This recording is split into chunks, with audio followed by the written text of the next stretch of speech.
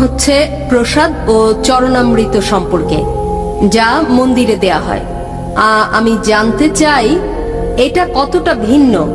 যখন মুসলিমরা হজে যায়, তারা খেজুর ও জমজমের পানি নিয়ে আসে, তাহলে মুসলিমদের কেন প্রসাদ বা চরণামৃত গ্রহণ বন্ধ করতে হবে? তফাৎ কোথায়? একটা ভালো প্রশ্ন করেছেন। তিনি বললেন, যখন হিন্দুরা মন্দিরে যায় তাদের প্রসাদ দেওয়া হয়, যখন মুসলিমরা হজে যায়, হজ থেকে ফিরে মুসলিমরা খেজুর দেয়। তফাৎ কি? তফাৎটা হচ্ছে যে প্রসাদ খাদ্য যা দেবতাকে উৎসর্গ করা হয়। হিন্দু ধর্মে আপনি দেখবেন হিন্দু ধর্ম আলাদা। হিন্দুরা যা করে তা হচ্ছে তারা মন্দিরে যায় এবং দেবতাকে খাদ্য দেয়। আল্লাহ কোরআনে বলেছেন সূরা আনাম অধ্যায় নম্বর 6 আয়াত নম্বর 14, আল্লাহ সবার জন্য আহার যোগান, কিন্তু তার খাওয়ার প্রয়োজন হয় না। আমরা মানুষ কিভাবে ঈশ্বরকে খাদ্য দেই? এছাড়া কোরআনে অন্তত 4টি জায়গায় বলা হয়েছে, যা আমি আগে উল্লেখ করেছি। সূরা বাকারা অধ্যায় 2 আয়াত 173, সূরা মাইদা অধ্যায় 5 আয়াত নম্বর 3, সূরা আনাম অধ্যায় 6 আয়াত 145 এবং সূরা নাহল অধ্যায় 16 আয়াত নম্বর 115। হুররিমাত আলাইকুমুল মাইতাতু ওয়াদ-দামু ওয়া লাহমুল খিনজির ওয়া মা উহিল্লা লিগাইরিল্লাহ বি। তোমাদের জন্য হারাম খাদ্য হচ্ছে মৃত মাংস, রক্ত, শূকরের মাংস এবং আল্লাহ ছাড়া অন্য কারো নামে উৎসর্গ করা খাদ্য। তাহলে যদি আপনি এমন খাদ্য খান যা আল্লাহ ছাড়া অন্য কারো নামে উৎসর্গ করা হয়েছে, তবে তা হারাম।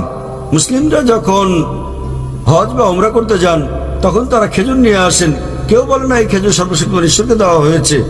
খেজুর আপনারা জানেন, কারণ সৌদি আরবের অন্যতম প্রধান ফল হচ্ছে এই খেজুর। তাই যখন আমরা সে দেশে যাই, আমরা ওই ফল নিয়ে আসি কেবলই উপহার হিসেবে। কোনো মুসলিম কোনোদিন বলেনি যে এই খেজুর সর্বশক্তিমান ঈশ্বর বা আল্লাহকে দেওয়া হয়েছে। এবং খেজুর অত্যন্ত পুষ্টিকর, এটা খুবই পুষ্টিকর এবং এটা খুবই স্বাস্থ্যকর। তাহলে এটা কেবল উপহার হিসেবে। যেভাবে আপনারা মিষ্টি খাওয়ান, যখন আপনারা ভারত থেকে বিদেশে যান তখন মিষ্টি খাওয়ান, তাহলে এটা খুবই সুস্বাদু ফল এবং এটি সৌদি আরবের একটি প্রধান ফল। এর কোনো সম্পর্ক নেই। কেউ বলে না যে এই খেজুর সর্বশক্তিমান ঈশ্বরকে দেওয়া হয়েছে। যদি হিন্দুরা সর্বশক্তিমান ঈশ্বরকে খেজুর দেয়, তাহলে সেই খেজুরটা খাওয়া হারাম। যদি হিন্দুদের কেউ সর্বশক্তিমান ঈশ্বরকে এই খেজুর দেয়, তাহলে সেই খেজুরটা খাওয়া আমাদের জন্য হারাম। তাই কেউ যদি আল্লাহ ছাড়া অন্য কারো নাম নেয় কোনো খেজুরে, সে খেজুরও হারাম হয়ে যাবে। এটাই হচ্ছে মুসলিম ও হিন্দুদের মধ্যে পার্থক্য। আমরা বিশ্বাস করি না যে সর্বশক্তিমান ঈশ্বরের খেতে হয়। আমরা মানব জাতি, আমাদের খাওয়ার প্রয়োজন হয়। আশা করি বোন উত্তরটা পেয়েছেন। জি জি, ধন্যবাদ আপনাকে। আপনার কি আর কোনো প্রশ্ন আছে? হ্যাঁ হ্যাঁ, আমার পরের প্রশ্ন হচ্ছে, বোন সবচেয়ে গুরুত্বপূর্ণ প্রশ্নটা করুন, আর একটা সবচেয়ে গুরুত্বপূর্ণ প্রশ্ন করবেন। এটা হচ্ছে মূলত সন্দেহ সমকামিতায়। ইসলামে কি এটা নিষিদ্ধ এবং কেন তাহলে? কারণ আমার মত, গত 5 বছরে আমি অনেক সমকামীর সঙ্গে থেকেছি। এটা হচ্ছে, আমি বলছি তাদের অনুভূতি আছে যা তাদের সমলিঙ্গের জন্য, অথবা যাই হোক না কেন, এটা খুবই আমি বলতে চাই এটা সেরকম টান যা আমরা অনুভব করি হতে পারে তা আমাদের স্বামীদের জন্য অথবা অন্য যার জন্যই হোক। যদি এটা ভুল হয় তাহলে কেন ভুল? বোন প্রশ্ন করলেন যে সমকামিতার ব্যাপারে কি বলে ইসলাম, এবং যদি এটা ভুল হয় তাহলে কেন এটা ভুল। আল্লাহ কোরআনে বলেছেন সূরা ইসরা অধ্যায় নম্বর 17 আয়াত নম্বর 32, ব্যভিচারের কাছেও তোমরা যেও না, কেননা ব্যভিচার হচ্ছে সব মন্দ কাজের মন্দ সূচনা। এছাড়া আল্লাহ সূরা আরাফে বলেছেন অধ্যায় নম্বর 7, যে কোনো পুরুষকে কথা বলা যে তুমি কি তোমার লালসার চর্চা করো পুরুষের উপর নারীর চেয়ে বেশি।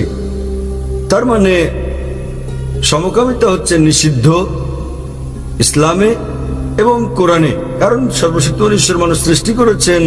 আল্লাহ কোরআনে বলেছেন সূরা রুম অধ্যায় নম্বর 30 আয়াত নম্বর 21, তিনি ভালোবাসা সৃষ্টি করেছেন স্বামী এবং স্ত্রীর অন্তরে। সর্বশক্তিমান ঈশ্বর মানুষকে এমন ভাবে তৈরি করেছেন যে তারা বিপরীত লিঙ্গকে ভালোবাসবে।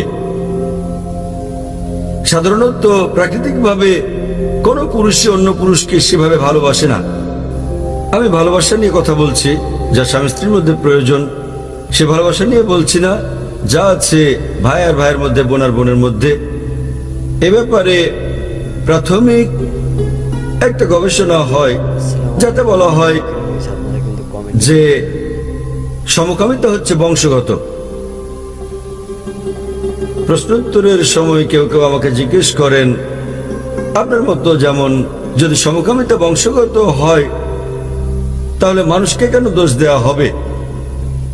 এটা তার পিতামাতা থেকে এসেছে, তাহলে তাকে দোষ দেওয়া হবে কেন? আপনার মতো বললে যদি কেউ কাউকে ভালোবাসে তাহলে পুরুষকে দোষ দেওয়া হবে কেন? আমি বলছি এটা হচ্ছে গবেষণা, এটা হচ্ছে একটা ধারণা, সত্য ঘটনা নয়। এবং পরে আমরা জানতে পারলাম যে এই ধারণাটা ছিল সম্পূর্ণ ভুল, এবং যিনি এই ধারণার প্রবক্তা ছিলেন তিনি নিজেও ছিলেন সমকামী। তাহলে সমকামিতা বংশগত নয়, এটা গড়ে ওঠে। বর্তমান বিজ্ঞান আমাদের বলে কিভাবে সমকামীরা গড়ে ওঠে।